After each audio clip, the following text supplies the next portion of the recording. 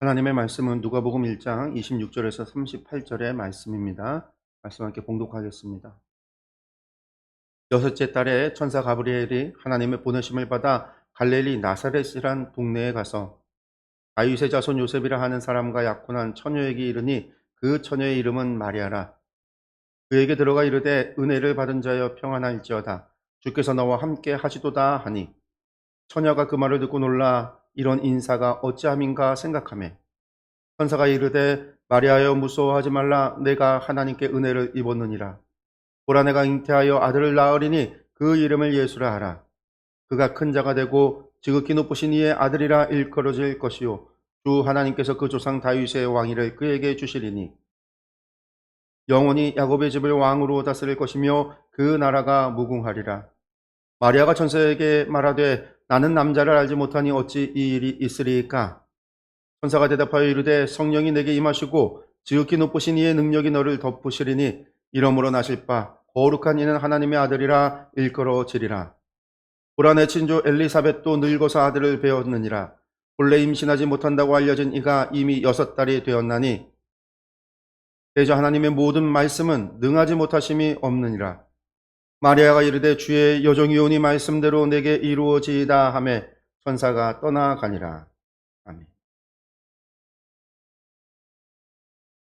성도 여러분, 요즘 날씨에 하루에 몇 번이나 열어보시나요? 올해 장마가 예년보다 늦어져서 7월이 되어야 장마전선이 올라왔습니다. 그런데 늦게 올라온 만큼 시작부터 남부지방에 폭우를 쏟아부었죠. 또 지난 며칠은 또 청주에 또 엄청 비가 많이 와서 허리까지 잠기는 지역이 있었다라고도 합니다. 기상 전문가들이요 이야기를 하기를 올 여름에는 날씨의 변동성이 워낙 커서 기상청 예보가 하루에도 몇 번씩 바뀐다고 그래요. 비가 갑자기 왔다가 또 날씨가 좋아졌다 그러기도 하고 또 열돔 현상이 이제 또 시작이 돼서 또 무더위가 열대야가 왔다가 또 갑자기 비가 오기도 하고 그런 날들이 이제 막 지속이 된다고 합니다. 그러다 보니까 이제 휴가 계획하는 분들이 난감한 상황이죠. 물놀이나 캠핑을 하려면 날씨가 중요한데 날씨가 정확하게 인제 좋다 나쁘다라고 확정져서 이야기할 수 없다 보니까 사람들이 보다 인제 고민이 많이 하고 있고 또 하루에도 몇 번씩 또 날씨 변동이 너무나 커서 날씨 앱을 들여다보면서 세웠던 계획을 지웠다. 또 새로 썼다. 막 그러기도 합니다. 근데 이 인생은요. 이 날씨보다도 예보가 더 어려워요. 인생이라고 하는 것이. 우리는 저마다 인생의 일기를 일기예보를 인생의 일기예보를 만들어 놓고 살아가요. 올해는 이걸 이루고 몇 년 뒤에는 저 자리에 서고 뭐 그렇게 자신들의 어떤 계획을 세웁니다. 그리고 인제 예보대로 맑은 날씨가 오기를 창한 해뜰 날이 오기를 좋아지기를 그렇게 기도하고 기대하죠. 근데 인생이라고 하는 것이 예고 없이 하늘에서 갑자기 소나기가 오고 비가 오듯이 그렇게 계획이 틀어질 때가 있습니다. 또 그렇게 그런 일들이 벌어지면 우리 마음에 무엇이 또 올라오냐면 고밤도 일어나 올라오고 불안함도 생기게 되죠. 그리고 또 슬며시 고개 드는 것 가운데 우리 성도들 가운데 하나가 뭐냐면 '하나님께서 왜 내 계획을 이루어 주지 않으실까?'라고 하는 그런 원망도 솔직히 우리 가운데 생겨납니다. 오늘 말씀이 또 그런 이런 일기 자신의 계획과는 전혀 상관없이 자신의 인생이 틀어지는 순간을 경험했던 어쩌면 자신이 세웠던 그 시간표가 계획표가 통째로 찢겨 나갔던 그런 어마어마한 일들을 겪었던 한 어린 소녀의 이야기입니다. 날씨에 또 일기예보도 없었던 그 2000년 전에 누구도 예보하지 못했던 소식. 그 소식이 한 소녀에게 그 인생에 들이닥치는 거죠. 근데 놀랍게도요. 그 찢긴 자리에서 인류 역사상 가장 아름다운 고백이 흘러나옵니다. 이야기의 무대는요. 나사렛이라고 하는 곳이에요. 물론 우리가 다 아는 이야기이긴 하지만 나사렛이라고 하는 곳 특별한 의미가 있습니다. 이 마을은요. 얼마나 작고 보잘것이 없었는지 구약 성경을 읽어 보면요. 구약 성경에는요. 단 한 번도 언급되지 않은 지역이에요. 유대의 문헌 그 어디에도 이름이 한 줄도 나오지 않은 곳이 나사렛이라고 하는 곳이에요. 그러다 보니까 훗날 나다니엘이라고 하는 사람이 "나사렛에서 무슨 선한 것이 나겠느냐."라는 말을 할 정도로 이곳은요, 그냥 사람들이 사는 곳, 지도에도 없고 어디에도 언급되지 않은, 진짜 어디 산속 산 위에 있는, 아주 사람들한테 잊혀져 있는, 그들만이 살아가는, 몇몇의 사람들이 그 산 위에 도망가서 살아가는 것처럼 그렇게 살아가는 그런 곳이 나사렛이라고 하는 아주 변방의村落이었던 거예요. 근데 누가는요, 여기서 아주 의도적인 배열을 1 장에서 합니다. 이게 뭐냐면 바로 앞장에서, 우리가 지금 보진 않았지만 우리 앞장에서 무슨 장면이 있었냐면요, 세례 요한의 탄생 기사가 있었어요. 근데 이 세례 요한의 탄생 예고가 어디서 있었냐면요, 예루살렘 성전에서 있었습니다. 그것도 누구에게 이 예고가 전해지냐면요, 성전에서 분향하던 제사장 사가랴에게 임해요. 천사가 사가랴에게 임해서. 그러니까 당시 세상의 눈으로 보면은요, 계시가 임할 가장 적당한 곳, 타당한 곳, 자격 있는 자리라고 불리울 수 있는 곳에 임한 거예요. 성전에서 제사장에게, 예루살렘 성전에서 제사장에게 예고가 왔으니까요, 가장 어울리는 장소에 온 거죠. 근데 바로 그 다음 장면이 뭐냐면, 하나님께서 천사 가브리엘을 어디로 보내냐? 어쩌면 이 성전 예루살렘과는 정반대와 같은 아주 변들이 산골 위에, 아무도 기억하지 못하는 그곳에, 제사장도 아니라 이름 없는 어린 소녀에게. 당시 소녀라고 하면 여자는, 사람을 세는 데 있어서 여자는 카운터에 들어가지 않았단 말이에요, 남자들만. 여자는 남성의 소유고, 거기에다가 나이 어린 소녀면 더더욱 부모의 소유물로서 그냥 여겨지는. 그래서 어떻게 하냐면 그 사람들이 보면은요, 집안이 어려우면 딸 같은 경우는 내다 팔죠. 물건같이, 가죽같이.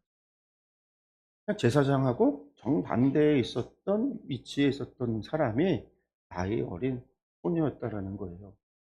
근데 이 계시의 무게 중심이 이 예루살렘 중심에서 변방으로, 높은 곳에서 낮은 곳으로 옮겨가도록 누가는 기록하고 있다라는 거죠.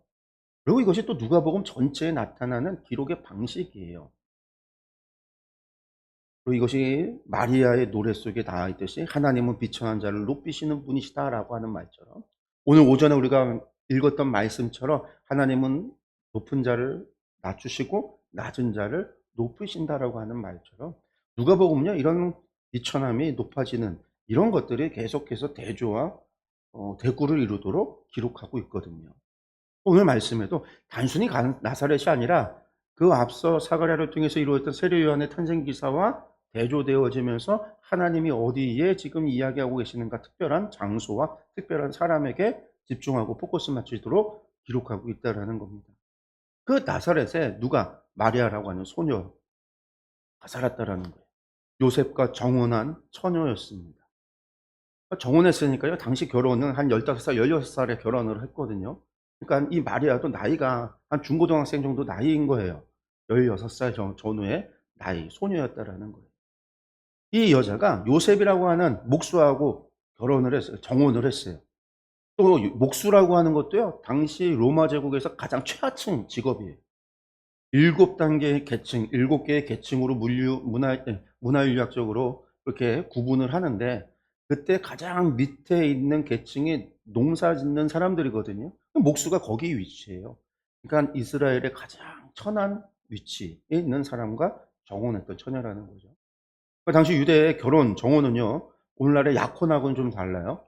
우리는 약혼이 법적 효력이 없지만 이스라엘에 있어서 정혼이라고 하는 것은 법적인 효력이 있습니다. 결혼식은 하지 않았지만, 아직 떨어져서 살고 있지만 정혼을 했으면요, 법적으로 결혼한 것과 동일한 효력을 발휘해서, 정혼한 사람과 이혼을 하려면, 파혼을 하려면 이혼 절차를 받아야지만 이혼할 수 있는 거예요.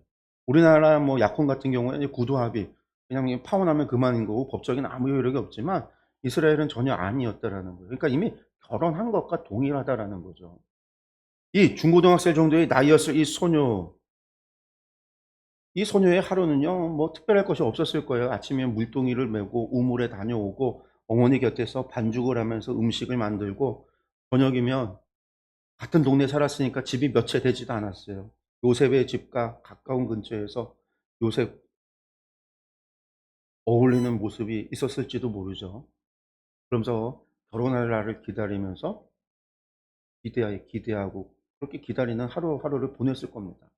이 마리아에게도요, 계획이 있었을 거예요. 동네 사람들의 축하 속에 결혼식을 하고 어떻게 요셉과 아름답게 자신들의 집을 꾸리고 오순도순 소박하게 가정을 이끌면서 자녀들을 몇 명을 낳고 막 이런 꿈과 미래를 그렸을 텐데, 그런데 어느 날 이 평범한 날에 그 한복판에, 그의 인생의 한복판에 천사 가브리엘이 있다라는 거죠. 한 번도 상상해 보지 못했던 일이 벌어졌다라는 거예요. 그 천사가 와서 마리아에게 이야기합니다. 근데 그 첫마디를 보면은요, 무엇을 하라라는 명령이 아니에요. 천사가 와서 마리아를 향해서 무엇을 하라, 무엇을 준비하라라고 하는 요구가 아니라, 또 나아가 야, 네 믿음이 얼마인지 내가 한번 시험해 보겠다라고 하는 시험, 이런 건 더더욱 아니었죠. 28절을 보니까 뭐라고 나오냐면, 그에게 들어가 이르되 은혜를 받은 자여 평안할지어다. 주께서 너와 함께.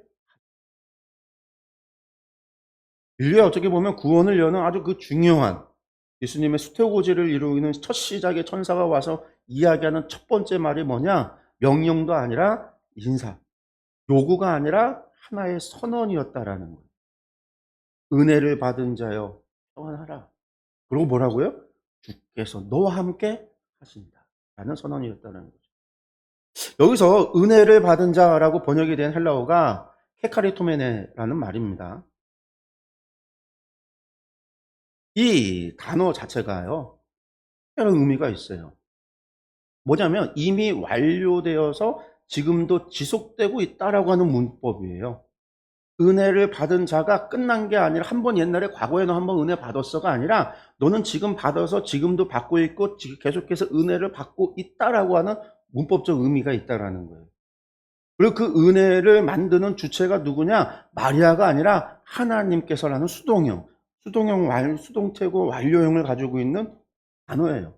쉽게 말해서 마리아가 무엇을 하기도 전에, 네라고 대답하기도 전에, 심지어 천사가 찾아온 이유를 설명하기도 전에 은혜가 이미 마리아에게 이미 와 있었다라는 얘기예요.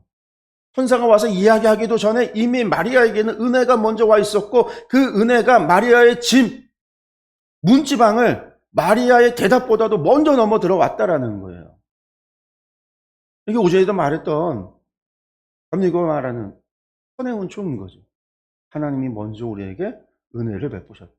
우리가 하나님을 찾기 전에 하나님이 먼저 우리를 찾아오셨다라는 거. 우리가 응답하기 전에 이미 은혜가 먼저 우리의 마음 문을 두드리고 있었다라는 거.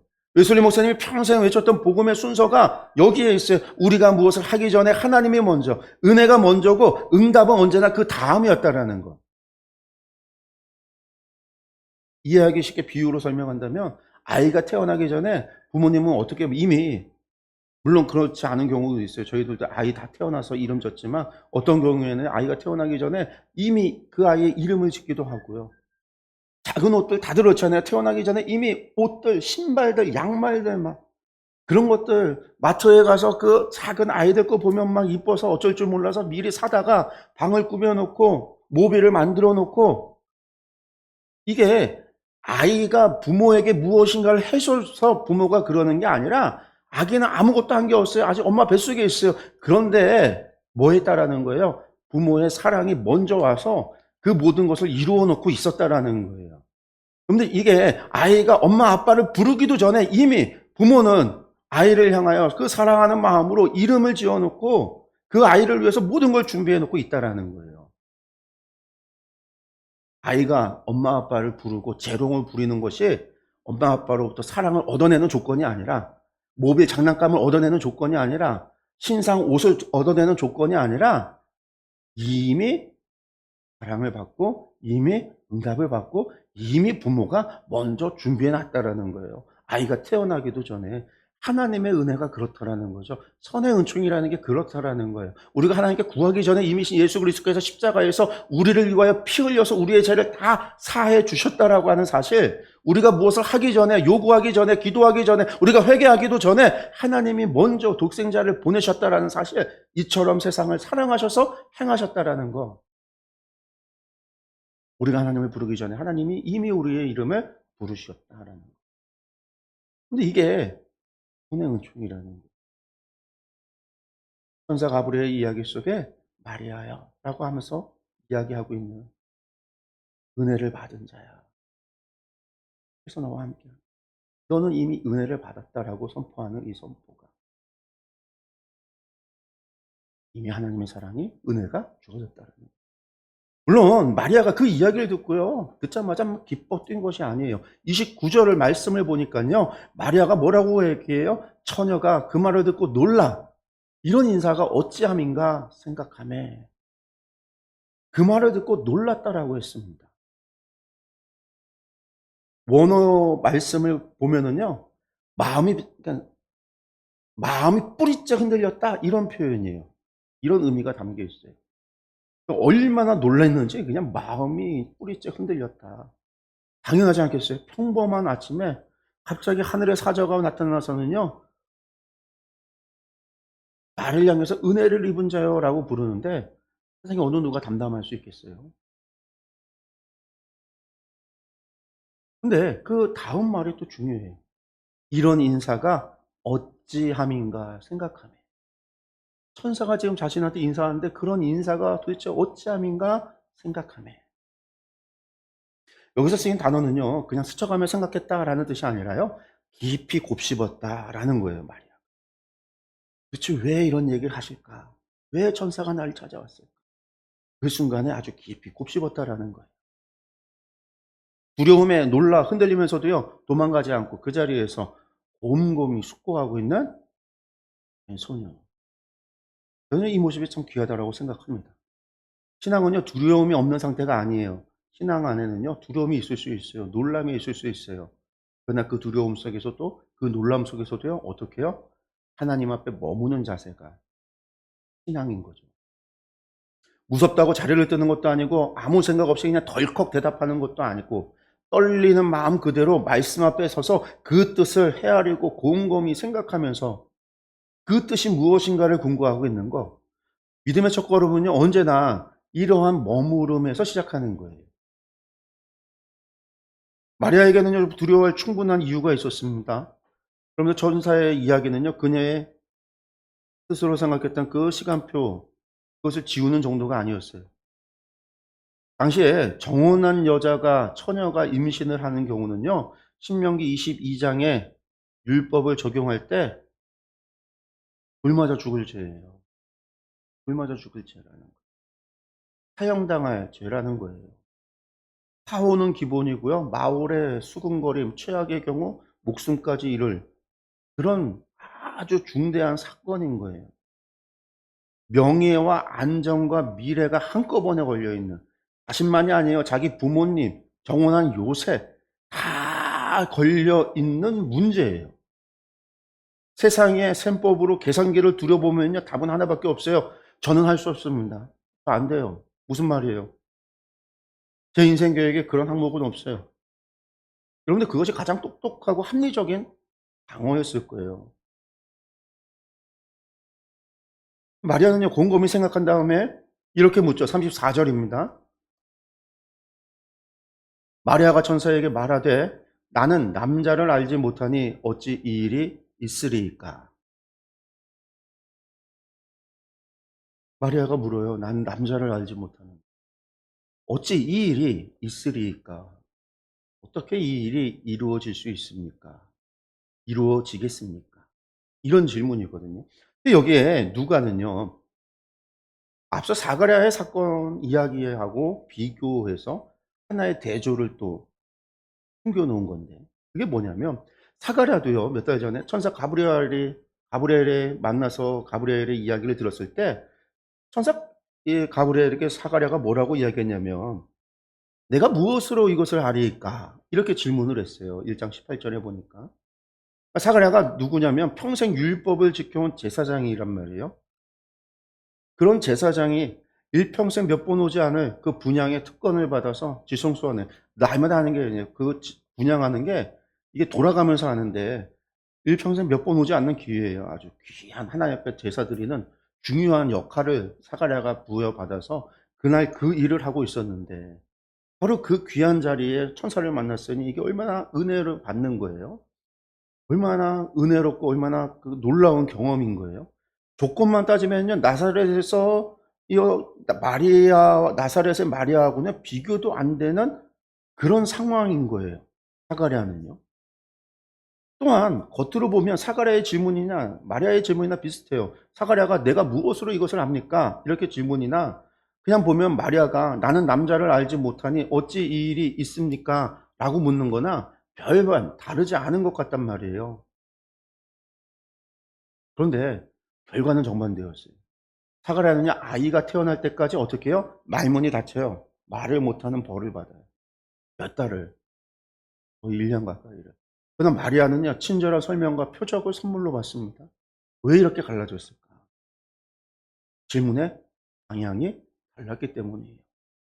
사가랴의 물음은요, 내가 무엇으로 이것을 알릴까? 라는 얘기는요, 저에게 무엇으로 알 수 있습니까? 그러니까 무엇을 요구한 거예요. 저에게 이 무엇을 줘서 이것을 알 수 있게 해달라. 이거 다른 말로 이야기하면 뭐냐면, 저에게 증거를 좀 보여달라라는 말이에요. 증거를. 내가 못 믿겠으니 증거를 좀 보여주세요. 그러니까 불신을 향한, 불신으로 말미암아 이루어진 질문인 거예요. 반면에 마리아의 질문은요, 그게 아니에요. 어찌 이 일이 있으리까? 라는 말이요. 이 일이 이루어진다면 어떤 방법으로 이루어집니까? 라고 질문한 거예요. 내가 임신했다, 처녀가 임신했다라는 사실이 사람들한테 알려지면 최악의 상황에서는요, 사람들한테 돌을 맞아 죽어야 되는데, 내가 죽으면 임신해봐야 이게 무슨 소용이에요? 다 같이 죽는 건데. 그러니까 이 일이 어떻게 이루어집니까? 라고 묻는 거예요. 증거를 보여달라는 표현이 아니라 어떻게 하면 이 일이 이루어져서 처녀인 내가 아이를 가질 뿐만 아니라 안전하게 그 아이를 낳을 수 있는지에 대해서 질문하고 있는 거예요. 그러니까 이 질문에는요, 이미 신뢰가 전제된 질문이에요. 사가랴는 믿기 위한 조건을 요구했다라고 한다면, 하나는 믿음 안에서 길을 묻고 있는 거죠. 어떻게, 어떤 방법으로 가능합니까? 내가 어떻게 해야 됩니까? 라고 하는. 그럼 여러분, 이 대조가 우리에게 큰 위로가 됩니다. 하나님은요, 질문하는 사람을 나무라지 않으세요. 하나님 정말 계세요? 라고 물을 때, 혹은 왜 제 기도는 응답하지 않으시나요? 라고 물을 때, 그 질문 자체가 죄는 아니에요. 문제는 질문의 방향이 잘못됐을 뿐이라는 거. 의심을 쌓기 위한 질문인가? 신뢰 안에서 길을 찾는 질문인가? 내가 믿지 않으려고 그냥 정말 계세요라고 하는 질문이 나는 믿지 않기 위해 하는 질문인가? 믿음을 위한 질문인가? 하나님의 저의 기도에 응답하지 않으심에 대한 것이 내가 믿지 않기 위한 질문, 내가 더 잘 믿기 위해서 부르는 하나님께 묻는 질문인가? 방향에 따라서 다르다라는 거예요. 질문의 문제가 아니라 내가 어떤 의도를 가지고 어떤 방향에서 하느냐라는 거예요. 그럼 우리는 어떻게 해야 돼요? 신앙에 우리가 의심하지 말고 믿으라라고 많이들 이야기하지만 잘못됐다라고 얘기하잖아요. 의심해야 돼요. 질문해야 돼요. 어떤 방향에서 내가 더 잘 믿기 위해서, 내 신앙을 더 튼튼하게 하기 위해서. 신앙은요, 질문을 삼키는 게 아니에요. 질문의 방향을 하나님께로 돌리는 거예요. 그리고 여기서 은혜의 또 다른 면을 볼 수 있는데요. 하나님이 이 구원의 일을요, 강제로 밀어붙이지 않으세요. 온 인류의 운명이 걸려 있는 일이에요. 예수 그리스도의 탄생이. 근데 하나님은요, 천사를 미리 보내서 미리 알려주셔요. 설명하세요. 소녀에게 질문을, 마리아에게 질문을 허용하세요. 찬찬하게 설명해 주세요. 그리고 동의하도록 기다리세요. 은혜는요, 우리의 응답을 가능하게 하지만 결코 강요하지는 않습니다. 주님께서 우리의 문을 부시고 들어오시는 분이 아니라 문 앞에서 두드리시는 분이에요. 우리가 네 하고 대답하기 기다리시는 분이에요. 이어서 천사의 설명이 이어지죠. 어떻게 이루어집니까? 그 질문에 천사의 설명이 이어집니다. 35절 천사가 대답하여 이르되 성령이 내게 임하시고 지극히 높으신 이의 능력이 너를 덮으시리니 이름으로 나실 바 거룩한 이는 하나님의 아들이라 일컬어지리라. 어떻게 이루어진다고요? 성령이 내게 임해서. 어떻게 이루어진다고요? 지극히 높으신 이의 능력이 너를 덮으실 거다.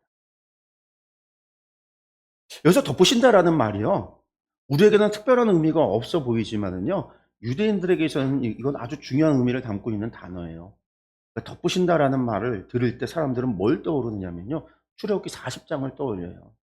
예수님의 영광이 성막을 덮는, 여호와의 영광이 그 안에 충만했, 그때 사용되었던 단어입니다.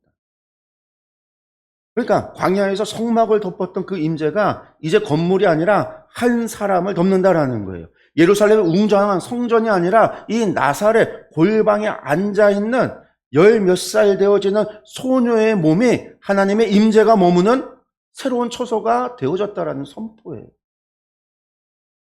요한은요, 훗날 이 사건을 이렇게 요약해요. 말씀이 육신이 되어 우리 가운데.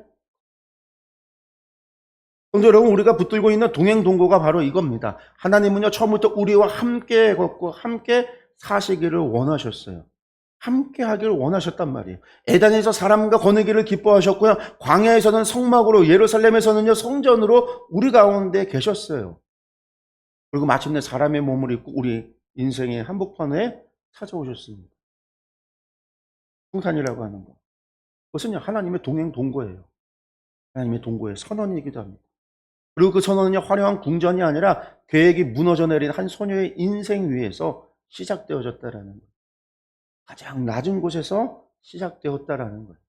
하나님 함께 거하시는 자리는요, 우리의 계획이 완벽하게 지켜진 자리가 아니라 우리의 계획이 그분의 말씀 앞에 내려놓아진 자리, 거기서 시작을 하는 거예요. 그것을 마리아의 몸이 증언하고 있습니다. 이어서 천사는요, 마지막으로 두 가지를 덧붙입니다. 하나는요, 표적이에요. 임신하지 못한다고 친조 엘리사벳이 늙은 나이가 되었어요. 임신하지 못한다고 했어요. 그런데 그 여자가 그 늙은 나이에 아이를 가진 지 6달이 되었다라는 이야기를 해주죠. 또 하나는요, 선언입니다. 37절 말씀에 대저 하나님의 모든 말씀은 능하지 못하심이 없느니라 라고 했어요. 그런데 이 말씀은요, 아주 오래된 말씀입니다. 뭐냐면 90살 사라가 장막 뒤에서 웃었던 날, 하나님이 아브라함에게 물으셨어요. 여호와께 능하지 못한 일이 있겠느냐? 아브라함과 사라를 통해서 자식을 준다고 했을 때 그 이야기를, 90살이 돼서 경수가 끊겨졌던 사라가 그 이야기를 듣고 비웃었을 때 하나님께서 아브라함에게 물었던 질문이에요. 여호와께 능하지 못한 일이 있겠느냐? 태를 여는 것조차 불가능해 보이던 사라에게 이루어진 그 말씀이 이제 남편 없는 처녀에게 다시금 선포된 거예요. 옛 구원의 역사가 새 구원의 보증이 되는 순간입니다. 하나님의 모든 말씀은 능하지 못하심이 없느니라. 그리고 마침내 마리아가 입을 열어 고백합니다. 주의 여종이 오니 말씀대로 내게 이루어지이다. 주의 여종이 오니 말씀대로 내게 이루어지이다. 근데 이 고백에는 중요한 세 가지 의미가 담겨 있어요. 먼저 마리아가요, 뭐라고 이야기해요? 여종이라고 고백하죠. 주의 여종이 오니. 이것은요, 자기를 비하하는 말이 아니에요. 오래전 한나가 성전에서 기도하며 하나님께 주의 여종이라고 불렀듯이 하나님의 부르심에 응답했던 사람들이 대대로 사용했던 그러한 언약의 언어. 솔로몬이 하나님 앞에 주의 종이라고 자신을 불렀던 것, 다윗이 하나님께 주의 종이라고 자신을 낮추어 불렀을 때 이 모든 것은 언약의 언어예요. 저는 주님께 속한 사람이라고 하는 정체성, 자기 정체성의 신앙의 고백인 겁니다. 그 다음에 뭐라고요? 말씀대로. 이게 중요해요. 마리아는요, 천사가 방금 말한 그 단어, 하나님의 모든 말씀, 이것이 말씀을 그대로 받아서 그대로 돌려드린 거예요. 당신의 말씀대로 이루어진다. 하나님이 주신 말씀을 자기의 언어대로 자기가 가공하고 바꿔서 내 생각대로, 내 의지대로, 내 뜻대로, 내가 해석한 대로 바꾸어서 이야기한 게 아니라 받은 그대로, 그 말씀 그대로 아멘이라고 되돌려 준 거예요.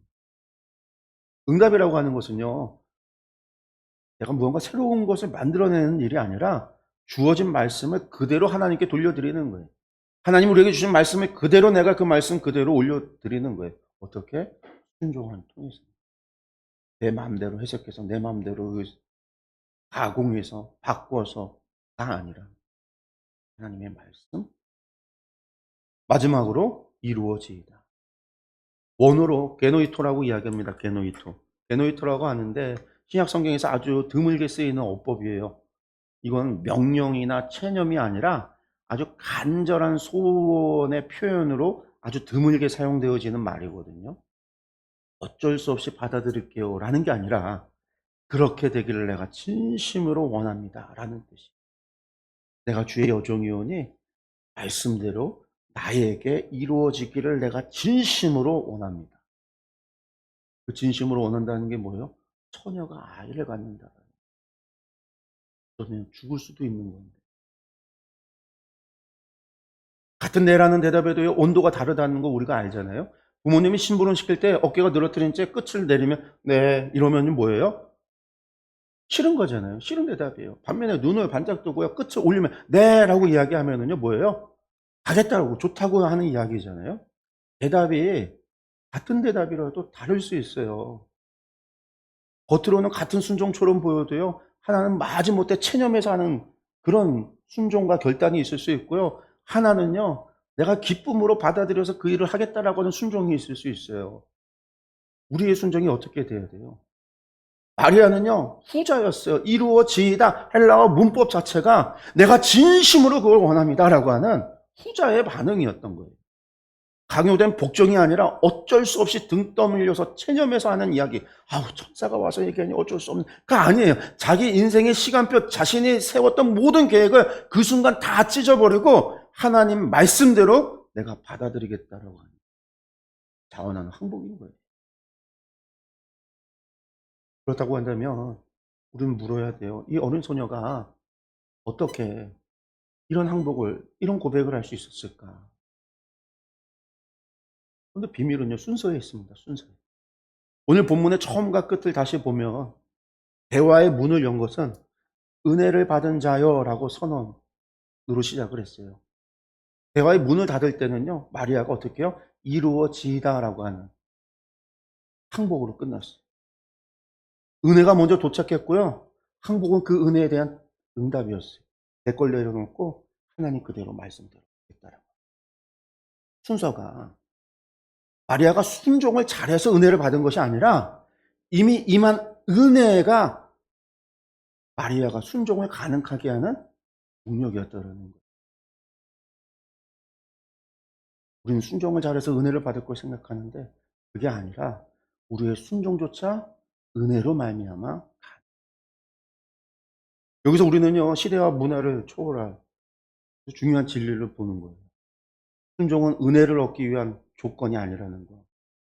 이미 받은 은혜, 이미 임한 은혜에 대한 자원하는 응답이 순종이라는 거예요. 은혜가 언제나 먼저고 순종은 언제나 그 다음입니다. 이 순서는요 결코 뒤집어지지 않아요. 이걸 우리가 뒤집어 버리면은요 언제나 은혜는요 나의 순종에 의한 공로예요. 받을 만한에서 받는 거예요. 대가가 되어지는 거예요. 이렇게 생각을 하면요 나에게 오지 않는 은혜, 오지 않는 복에 대해서 원망, 계산기 두들기게 돼요. 내가 이만큼 했는데 왜? 근데 그 행했던 그 모든 것이 이미 받은 은혜였다라는 걸 깨달을 때 오던 안 하던이 중요하지 않죠. 이미 받은 은혜에 대한 감사, 자원하는 순종이었기 때문에. 그런데 우리는 이것을 자꾸만 잊어버린다라는 거예요. 까먹는다라는 거예요. 뒤집어 놓는다라는 거예요. 우리가 8주차 이번 주 우리가 이제 말씀 묵상을 하게 될 때 이 8주차의 주제가 바로 이거예요. 내가 신앙생활하면서 우리 가운데 깊이 들어있는 그러한 생각. 내가 이만큼 기도했으니까 하나님께서 이만큼 응답해 주시겠지. 내가 이만큼 헌신했으니까 하나님 이만큼 마땅한 복을 주겠지라고 하는 거. 혹은 내가 이만큼 하지 못했기 때문에 이 하지 못한 거에 대한 벌을 받을지도 몰라라고 하는 이러한 계산. 우리 신앙에 있어서 우리가 계산하는 그러한 잘못된 고장난 이러한 율법주의적인 계산기. 이것이 이번 주 한 주 동안 우리가 보게 될 말씀들입니다. 이런 계산기를 우리가 두드리고 살아가면요, 우리 신앙은 겉으로 보기에는요 열심히 있어요. 열심히 있어요. 바리새인과 같이 보일 수 있어요. 전교 1등의 신흥처럼 보일 수 있어요. 그러나 그 속은요 피곤해요. 잘한 날에는요 스스로 의로워져서 남을 판단할 수 있고요, 못한 날에는요 하나님 앞에 나아가기가 무서워지기도 해요. 오늘 오전 말씀 그대로예요. 순종을 은혜의 조건으로 만드는 순간 신앙은 사랑의 관계에 이루어진 것이 아니라 피곤한 거래가 되는 거예요. 내가 이만큼 하니까 하나님도 이만큼 하겠지. 내가 이만큼 하지 못했으니까 하나님도 이만큼 해주지 않겠지라고 하는 끊임없는 거래가 되고, 끊임없는 거래에서 오는 피곤함이 우리의 신앙의 모습이 되어버리는 거예요. 그러나 은혜가 먼저인 사람은요 다를 수밖에 없어요. 왜? 순종은 점수를 쌓는 노동이 아니라 하나님이 이미 베푸신 사랑에 대한 나의 응답이니까. 그리고 그 사람은요 계획이 틀어지는 그 순간에조차 전혀 다르게 그 순간을 읽어내는 거죠. 사랑하는 성도 여러분, 오늘의 말씀이 오늘 우리에게 주는 의미가 무엇이겠습니까? 우리는요 저마다 인생의 시간표를 가지고 있습니다. 우리 자녀들 같은 경우는요 이번 학기 성적, 진학에 대한 계획, 혹은 다음 대학 뭐 이런 것들 열심히 계획을 하고 있을 거예요. 열심히 준비했는데 그런데 시험 결과가 기대에 못 미친다, 원하던 학교에 가지 못한다, 그러면 당연히 시간표에 금이 가요.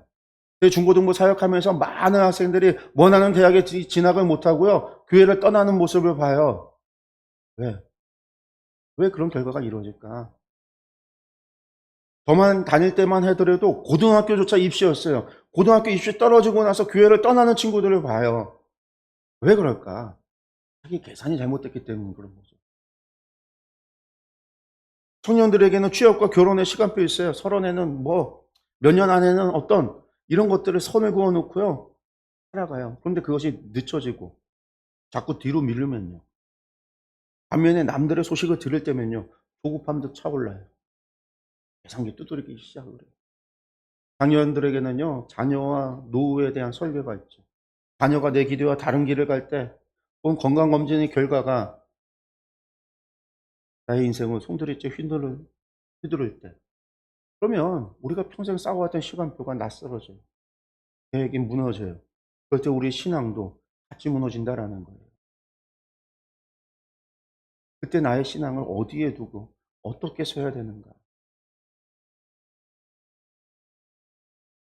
우리는 다들 그런 순간에 계산기를 두들기게 되어져 있어요.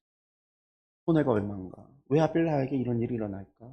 하나님이 나를 잊으신 건가? 하나님 왜 나에게 이렇게 행동하시지?